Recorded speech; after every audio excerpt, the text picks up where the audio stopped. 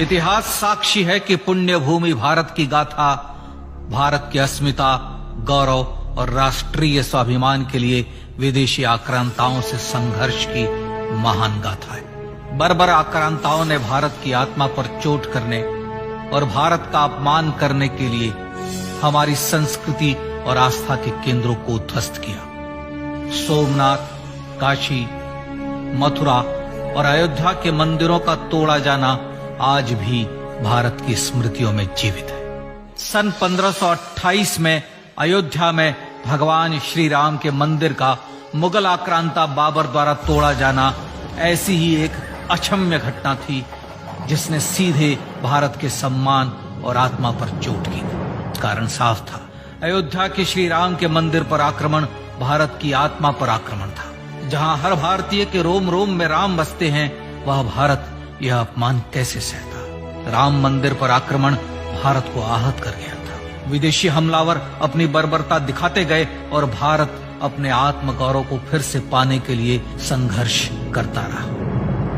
भारत रामलला के जन्म स्थान पर बाबर के नाम पर बने एक ढांचे को देखता और उसे हटाने का संकल्प लेकर शक्ति संजोया करता।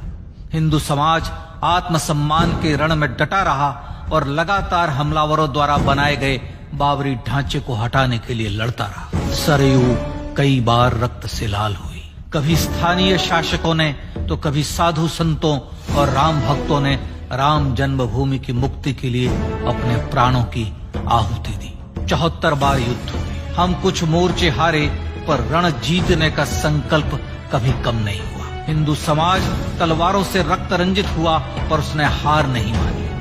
उसका संकल्प अजेय था। 15 अगस्त 1947 को देश की आजादी के साथ सैकड़ों सालों से चले आ रहे इस संघर्ष में नई ऊर्जा और एक नया मोड़ आया। अचानक 23 दिसंबर 1949 को बाबरी ढांचे में श्री राम लला प्रकट हुए। हजारों राम भक्त दर्शन के लिए उमड़ पड़े। तत्कालीन प्रधानमंत्री पंडित जवाहरलाल नेहरू ने उत्तर प्रदेश सरकार को श्री राम लला को विवादित ढांचे से हटाने का आदेश दिया। उत्तर प्रदेश सरकार ने अयोध्या के कलेक्टर को यह काम दिया और यह निर्देश भी कि जरूरत पड़ने पर वे बल का प्रयोग भी करें। अयोध्या के कलेक्टर ने सरकार को उत्तर दिया कि यह नरसंहार के बिना संभव नहीं है, और फिर भी वह ऐसा चाहती है तो किसी दूसरे कलेक्टर से यह काम करवा ले। परिणाम स्वरूप रामलला की मूर्ति वहीं विराजमान रही। विवादित ढांचे को बंद कर दिया गया। केवल पुजारी को सेवा अर्चना के लिए भीतर जाने की अनुमति थी। फिर भी राम भक्त विवादित ढांचे के बाहर से प्रभु श्री राम की आराधना करते रहे। भारत के हिंदू समाज के लिए चुनौतियां और बढ़ गई। मामला अदालत में गया। विपक्षी दलों द्वारा अदालत में भगवान श्री राम के अस्तित्व पर सवाल उठाए गए। उनके अयोध्या में ही जन्म लेने का प्रमाण मांगा गया। भारत का जनमानस अब आहत हो उठा था। आजाद भारत में भी हिंदू समाज को अपनी आस्था और श्रद्धा के लिए संघर्ष करना पड़ रहा था। चुनौतियों के इस समय में सन 1984 में विज्ञान भवन दिल्ली में विश्व हिंदू परिषद ने धर्म संसद का आयोजन किया।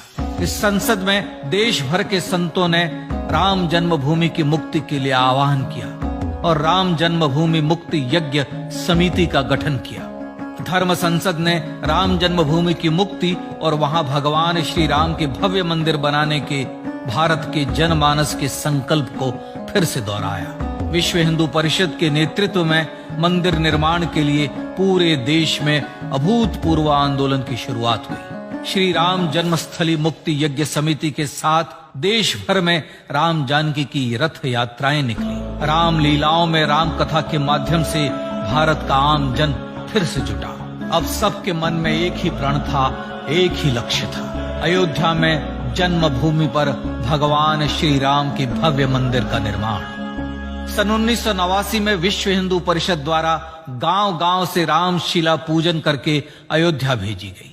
2,75,000 गांवों से रामशिलाएं अयोध्या पहुंची। भव्य राम मंदिर के शिलान्यास का निर्णय हुआ। पूज्य संत महात्माओं और हिंदू समाज के अन्य प्रमुख नेताओं के निर्णय के अनुसार अनुसूचित जाति के प्रमुख नेता श्री कामेश्वर चौपाल ने 9 नवंबर 1989 को मंदिर निर्माण का पहला पत्थर रखा।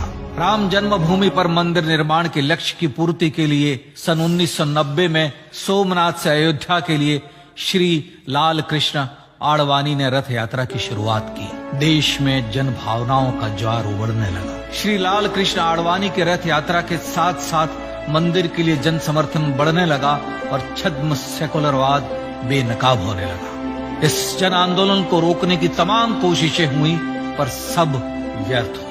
विश्व हिंदू परिषद ने देशवासियों से अयोध्या में जन्मभूमि पर मंदिर निर्माण के लिए 30 अक्टूबर और 1 नवंबर 1990 को कार सेवा का आह्वान किया। परिणाम स्वरूप लाखों राम भक्त कार सेवा के लिए देश के कोने कोने से अयोध्या आए। इससे देश की एकात्मता का विराट दर्शन हुआ। कार सेवकों को रोकने के लिए उत्तर प्रदेश के तत्कालीन मुख्यमंत्री श्री मुलायम सिंह यादव ने अयोध्या में परिंदे को भी पर न मारने देने की घोषणा की। स्थितियां गंभीर हो गई। अयोध्या से 100